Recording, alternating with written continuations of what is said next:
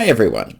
Today's video has 3 points and you're going to want to stick around because the third point is a secret as to which group of people the pre-launch strategy works best for. So let's get into it. The topic we're going to be discussing today is what to do in your book pre-launch period, 3 strategies.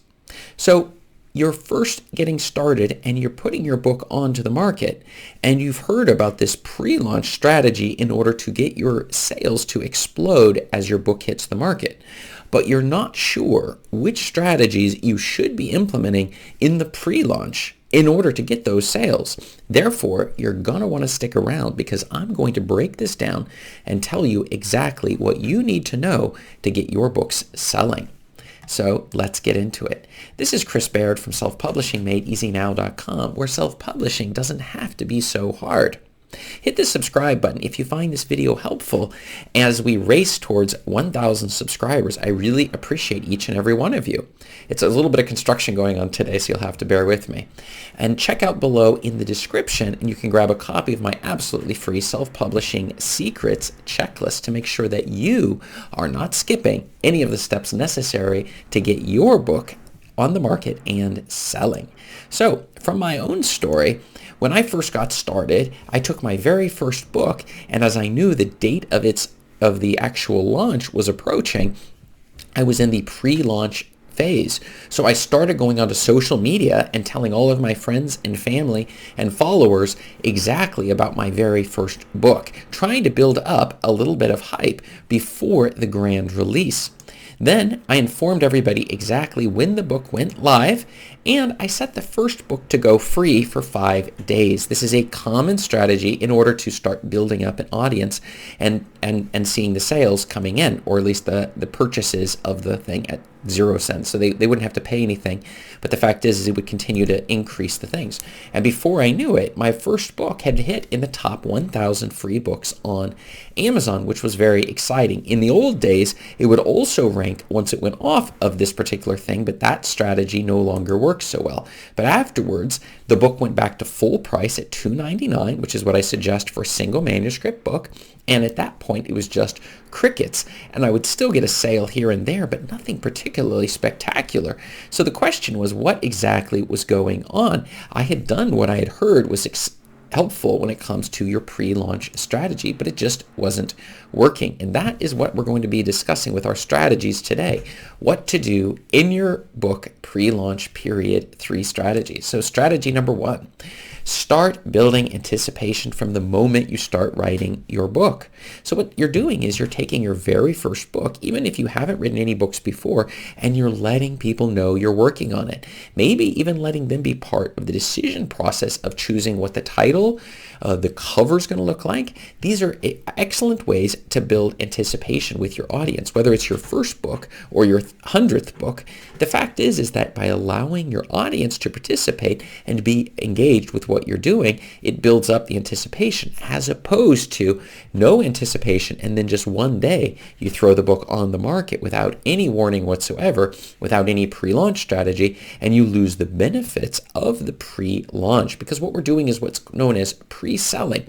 We're getting people in their mind the idea that, look, our book is amazing and it's coming onto the market soon, and it's something you're not going to want to miss. And as we hear it multiple times, they say it takes like 7 touch points before a person considers buying.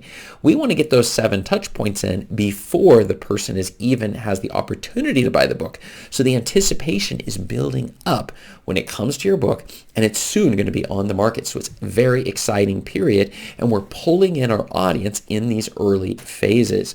The second thing, and perhaps maybe the most important, is we're going to want to get our advanced review team a copy of the book in advance. Somebody asked me, I think it was bookfunnels.com or something like that, where you can have it automatically give out your book for free in the versions that they want to buy and read or listen to your book in when you're putting it onto the market, so that they can download the book and they can leave reviews before the book even launches. Because social proof is so powerful for the book. This is maybe even more important than all of the other things that you've been doing up to this point before you put your book onto the market. And so we want to have those reviews there so when we start pushing ads right away against the book and the book hits the market, people can see, look, people love this book. It's absolutely fantastic what you've been doing. And then the book hits the market and we have the hype.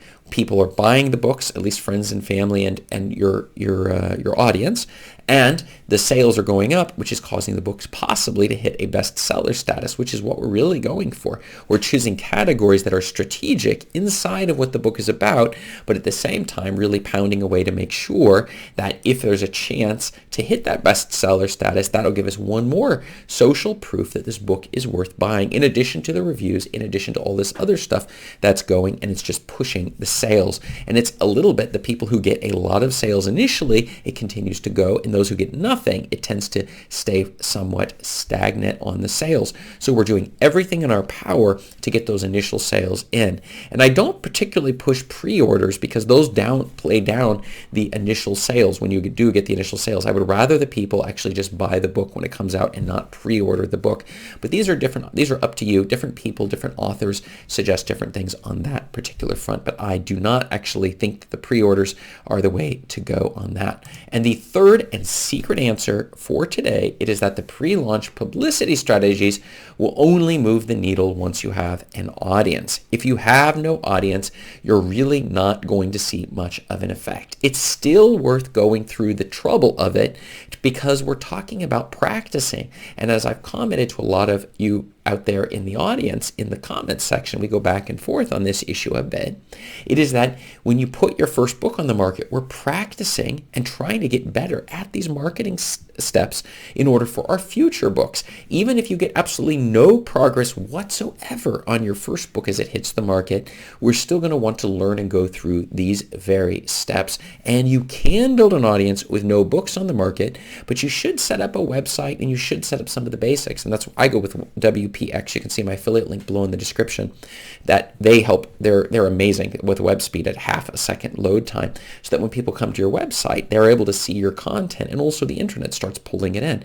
Maybe you want to put some short stories. Maybe you want to put samples from your book. Maybe you want to do like character studies or get people excited about you as an author. You're selling yourself as well as your book. There is one exception I want to say where the pre-sales can in fact work.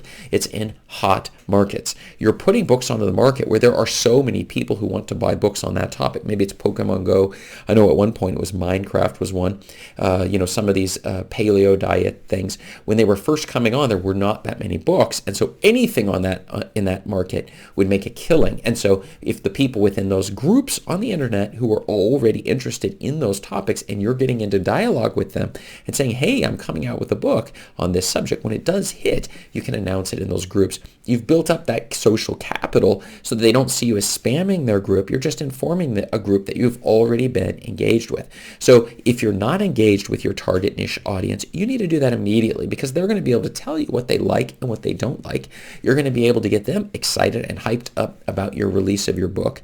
And when the book hits the market, even if you have no audience, you have no author's platform to sell your book, you're still going to be able to do all right. Now, I always still warn you first-time authors, do not get high expectations when you put your first book. Your goal is to just get the first book. The first book is putting your stake in the ground, and from there we're going to build out, and we're going to build the audience from there. You are not going to put your book in the ground and then make an infinite number of sales.